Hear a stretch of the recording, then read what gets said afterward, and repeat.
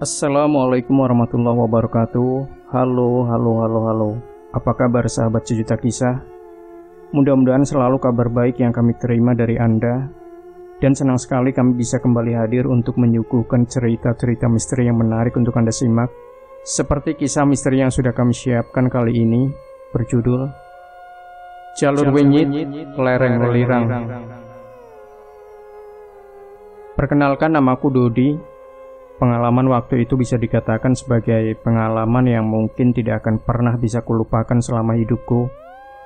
Bagaimana tidak? Perjalanan yang awalnya berjalan dengan baik-baik saja, semuanya berubah menjadi tidak terduga ketika aku melewati jalur tersebut. Benar sekali, jalur yang kumaksud tersebut adalah sebuah jalur alternatif yang menghubungkan kota Mojokerto dengan kota wisata Batu. Sebenarnya aku sendiri baru mengetahui jika ternyata di kawasan tersebut terdapat sebuah jalur alternatif yang menghubungkan dua kota tersebut. Semua itu bukanlah tanpa alasan, karena selain aku bukan orang asli Jawa Timur, aku tinggal di Lamongan masih beberapa bulan lamanya.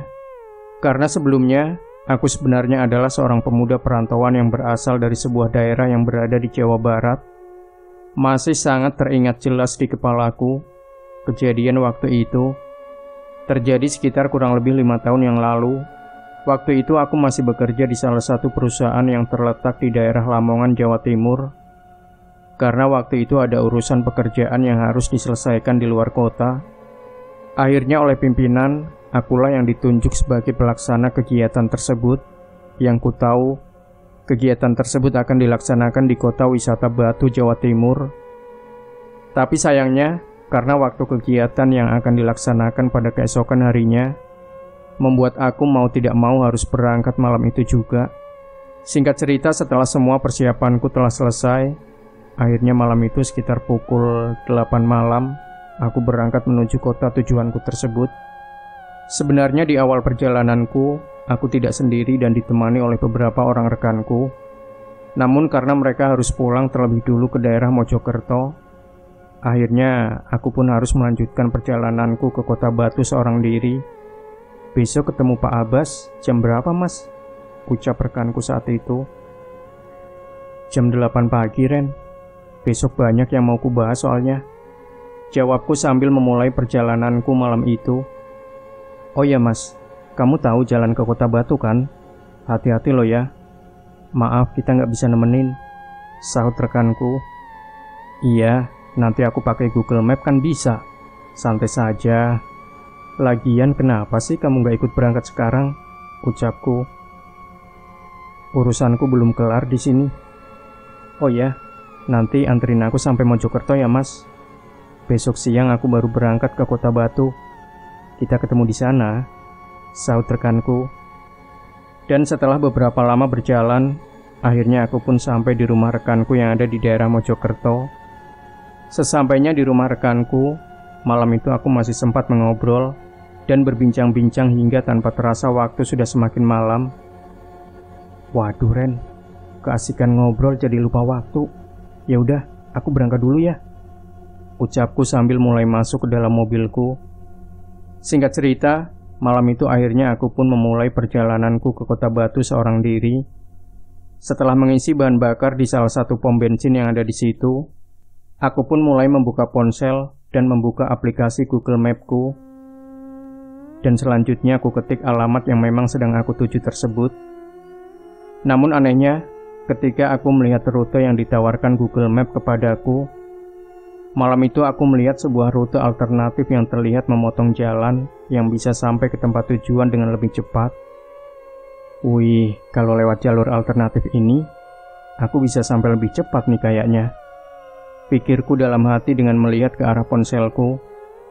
Dan entah apa yang ada di pikiranku saat itu, tanpa pikir panjang, aku pun malam itu mengikuti jalur alternatif tersebut dengan harapan aku bisa lebih cepat sampai ke tempat tujuanku.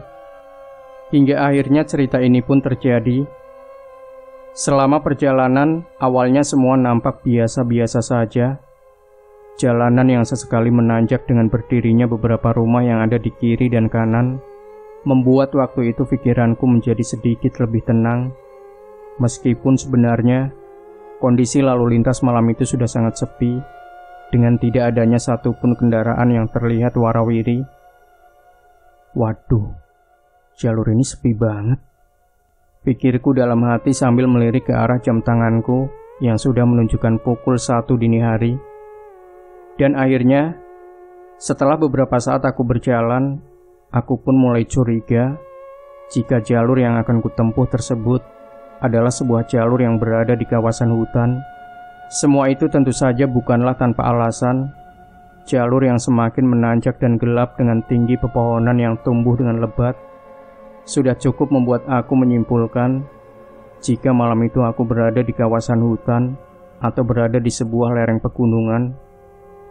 Waduh, rute ini sepertinya akan melewati jalur hutan deh, pikirku dalam hati dengan perasaan yang perlahan mulai cemas. Namun karena aku pikir sudah terlanjur dan tak akan semakin jauh jika aku harus kembali, aku pun akhirnya terus melanjutkan perjalananku dengan terus menatap ke arah ponselku sesekali. Masih sangat teringat jelas di kepalaku, malam itu waktu sudah menunjukkan pukul 1:30 dini hari. Kondisi jalanan yang terus menanjak dengan sesekali diselingi tikungan-tikungan tajam membuatku waktu itu tentu saja harus melaju dengan lebih berhati-hati lagi. Dan puncaknya, akhirnya aku pun benar-benar masuk di sebuah kawasan hutan yang sangat jauh dari pemukiman. Kondisi jalanan tersebut benar-benar sangat sepi, dengan tidak ada satupun lampu jalan yang menerangi. Hawa dingin yang menusuk dengan kondisi jalan yang terus saja menanjak membuat aku harus tetap pelan-pelan, meskipun keadaan waktu itu sudah sangat mencekam. Sepanjang perjalanan tentu saja aku harus berdoa sebisanya dengan pikiran yang sudah mulai berantakan tidak karuan. Rasa takut, bingung, cemas dan semuanya seolah bercampur menjadi satu, yang aku pun sudah tidak bisa lagi menjelaskannya. Namun untungnya, setelah beberapa lama aku berjalan, akhirnya aku pun sedikit lega karena malam itu tiba-tiba aku menjumpai sebuah mobil tua yang terlihat berjalan lambat tepat berada di depanku. Bahkan aku pun juga masih ingat, mobil tua tersebut berjalan dengan sangat pelan, ditambah sesekali terlihat kesulitan untuk menanjak. Hal itu sebenarnya memang bisa dibilang wajar, karena jika kulihat dengan lebih teliti lagi, mobil tersebut memang mobil tua keluaran tahun lama dengan warna catnya yang juga sudah terlihat memudar. Dan karena kondisi jalanan yang memang tidak terlalu lebar, akhirnya aku memutuskan untuk terus membuntutinya, karena aku pun tahu rasanya akan susah jika aku memaksa untuk mendahuluinya, mengingat pandanganku yang saat itu juga terbatas karena minimnya lampu penerangan jalan. Ya sudahlah, ku ikuti saja dari belakang biar aku tidak sendirian, pikirku dalam hati dengan terus memperhatikan mobil tua tersebut dari belakang. Namun anehnya, setelah beberapa lama aku berjalan, tiba-tiba pandanganku teralihkan dengan ada banyaknya kawanan kera yang terlihat tepat berada di pinggir kiri dan kanan jalan. Kawanan kera tersebut terlihat aneh dengan posisinya yang berbaris rapi, dengan tidak ada satupun yang terlihat bergerak, seperti halnya kawanan kera pada umumnya. Bahkan aku pun juga masih ingat, kera-kera tersebut semuanya dalam posisi menunduk, dengan warna tubuhnya yang terlihat bermacam-macam. Ada yang berwarna putih, ada yang berwarna abu-abu, dan ada juga yang berwarna hitam. Semuanya benar-benar berjejer rapi, seolah-olah sedang menyambut kedatanganku dan kedatangan mobil yang ada di depanku saat itu. Melihat semua itu, tentu saja jantungku seketika berdetak kencang, dengan tubuh yang juga ikut bergetar tidak karuan. Bagaimana tidak, kera yang seharusnya kita kenal sebagai hewan yang sangat aktif bergerak, malam itu benar-benar terlihat menunduk, dengan posisi seolah-olah sedang menghormati seseorang yang sedang melintas di depannya. Semua kera tersebut kok aneh ya? Waduh, pasti ini ada yang gak beres, pikirku dalam hati. Dan puncaknya, setelah beberapa meter aku berjalan melewati kawanan kera tersebut, tiba-tiba mobil tua yang ada di depanku tersebut perlahan terlihat menepi dan akhirnya mobil itu pun berhenti. Mengetahui hal itu, aku pun segera menyalipnya perlahan dengan sesekali membunyikan klakson mobilku. Dengan maksud, aku ingin menyapa si pengemudi mobil tua tersebut. "Tin, Tin," sapaku. Namun anehnya, ketika aku sudah menyalip mobil tua tersebut, dari spion tengah mobilku, aku melihat mobil tua tersebut terlihat berhenti dengan berkali-kali menyalakan lampu sorotnya ke arah mobilku. Karena aku menganggap hal itu adalah sebuah tanda untuk meminta bantuan, aku pun akhirnya seketika menghentikan laju mobilku dan sedikit mundur kembali ke arah mobil tua tersebut.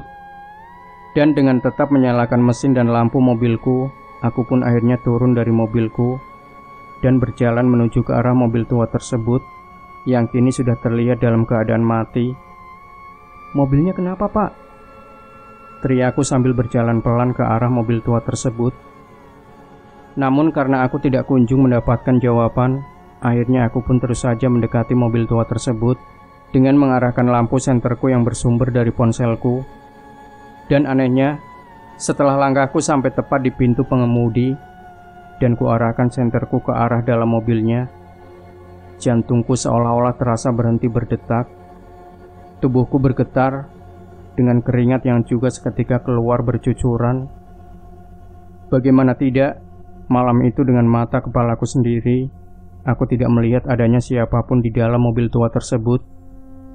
Keadaan dalam mobil tersebut benar-benar kosong, dengan tidak ada tanda-tanda adanya penumpang. Jok mobil yang terlihat rusak dengan bentuk dalam mobil yang juga sudah terlihat berantakan.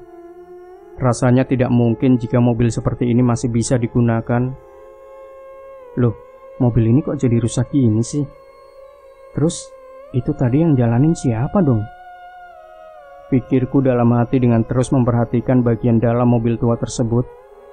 Singkat cerita, karena aku sudah sangat ketakutan, aku pun akhirnya berlari kembali ke dalam mobilku dengan pikiran yang sudah sangat tidak karu-karuan. Sesampainya di dalam mobilku, aku pun seketika berjalan pergi meninggalkan mobil tua tersebut dengan tidak lagi mau memikirkan apa yang sebenarnya telah terjadi. Namun sayangnya, gangguan tersebut tidak berhenti di situ saja.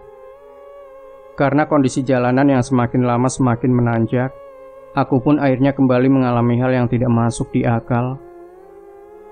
Benar sekali, mobilku yang belum genap setahun kubeli tersebut saat itu tiba-tiba terasa sangat susah menanjak, seolah-olah aku sedang membawa sebuah beban yang sangat berat.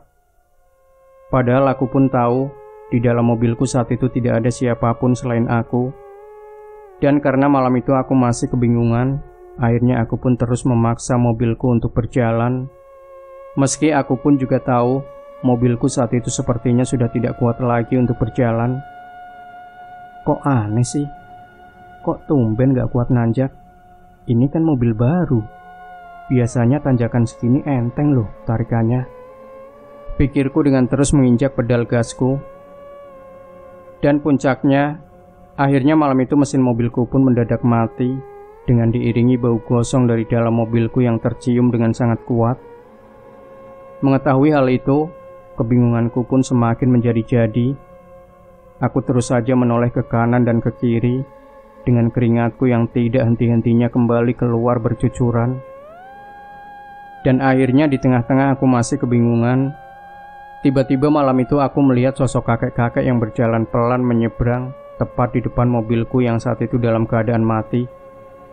Sosok kakek-kakek tersebut lebih pendek dari ukuran manusia biasa.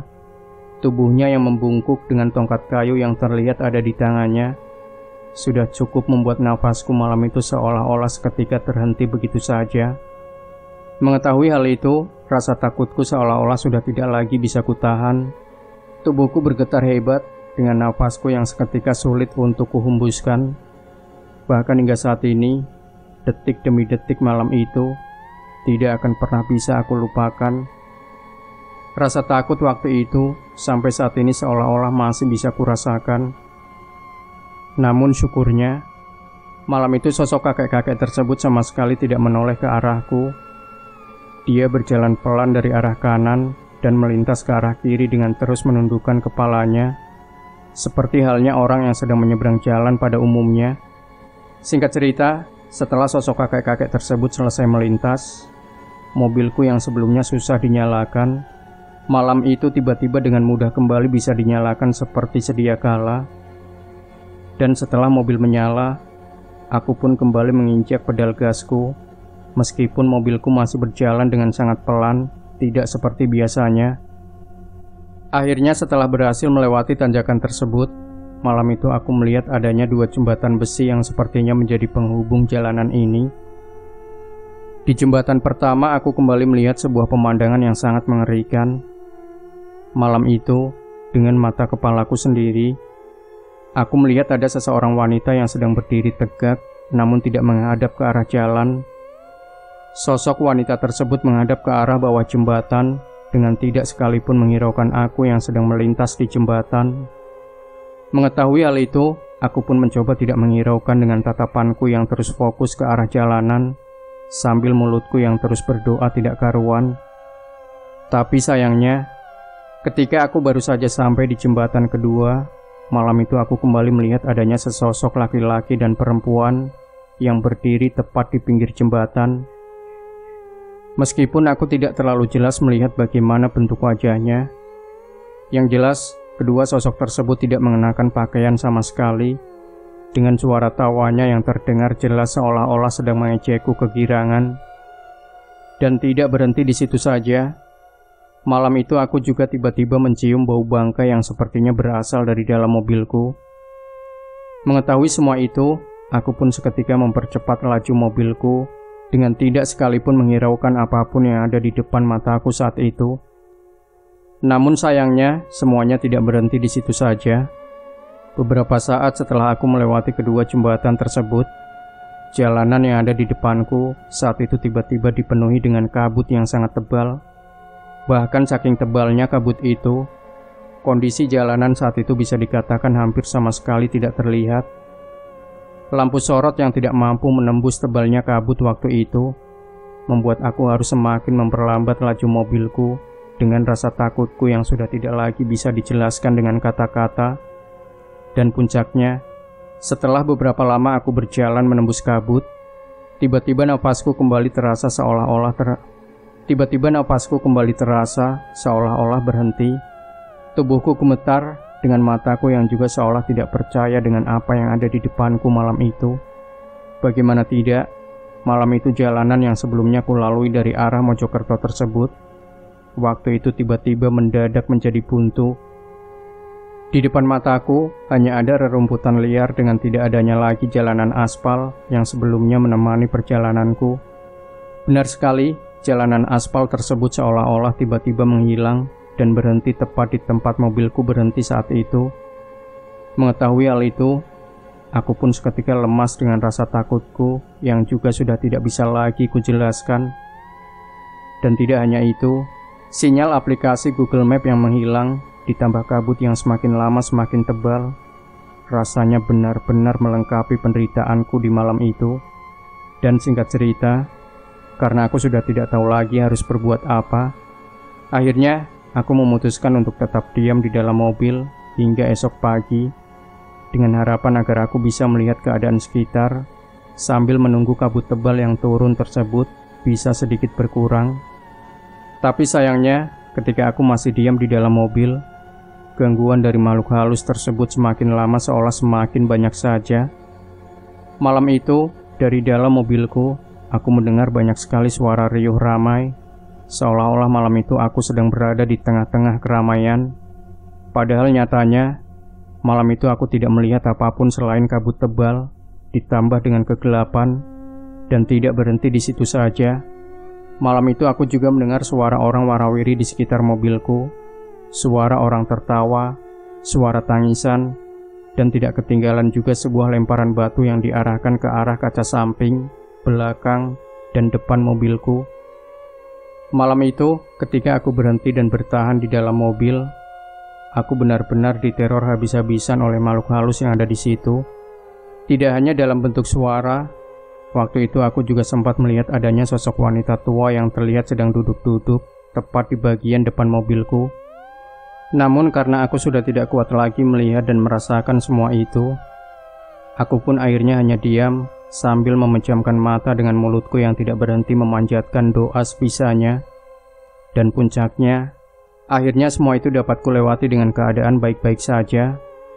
Pagi itu, ketika kabut sudah menghilang dan keadaan sudah semakin terang, aku pun seketika keluar dari mobilku untuk melihat bagaimana keadaan yang ada di sekitar. Tapi sayangnya, ketika aku keluar dari mobilku, tubuhku kembali bergetar dengan jantungku yang juga kembali berdetak dengan sangat kencang. Bagaimana tidak, pagi itu aku tiba-tiba berada di tengah-tengah sebuah komplek pabrik yang sudah terbengkalai. Komplek pabrik tersebut terlihat luas, dengan bangunan yang juga terlihat sudah sangat rusak tidak terawat. Bahkan setelah puas melihat semua itu, aku sempat kesulitan menemukan jalan utama, karena pabrik terbengkalai tersebut benar-benar sangatlah luas. Dan singkat cerita, setelah beberapa lama kemudian, aku pun akhirnya berhasil keluar dari kawasan pabrik terbengkalai tersebut dan kembali ke jalan utama yang akhirnya aku pun kembali melanjutkan perjalananku. Selama perjalanan pagi itu, waktuku habiskan dengan melamun karena aku masih tidak percaya dengan apa yang sudah aku alami. Selain melihat banyak sekali keanehan, aku seolah dipindah dari jalan utama dan tiba-tiba berada di tengah kawasan pabrik terbengkalai. Yang anehnya, semalam aku mendengar dengan sangat jelas suara banyak orang yang sepertinya berasal dari arah pabrik tersebut. Tapi pada kenyataannya, pabrik tersebut sudah kosong dan terbengkalai. Akhir cerita, aku pun sampai di pusat kota dan terus melanjutkan perjalananku hingga sampai di tempat tujuanku sekitar pukul 10 pagi. Sesampainya aku di tempat tujuanku, aku pun seketika duduk lemas sambil masih tidak percaya dengan apa yang sudah aku alami. Aku melamun berjam-jam hingga akhirnya aku menemui rekanku dan menceritakan semua pengalaman ini. Demikian sahabat sejuta kisah, jangan lupa berikan komentar Anda, like, share video ini, subscribe channel Sejuta Kisah, dan kembali nantikan cerita-cerita misteri terbaru dari kami. Wassalamualaikum warahmatullahi wabarakatuh.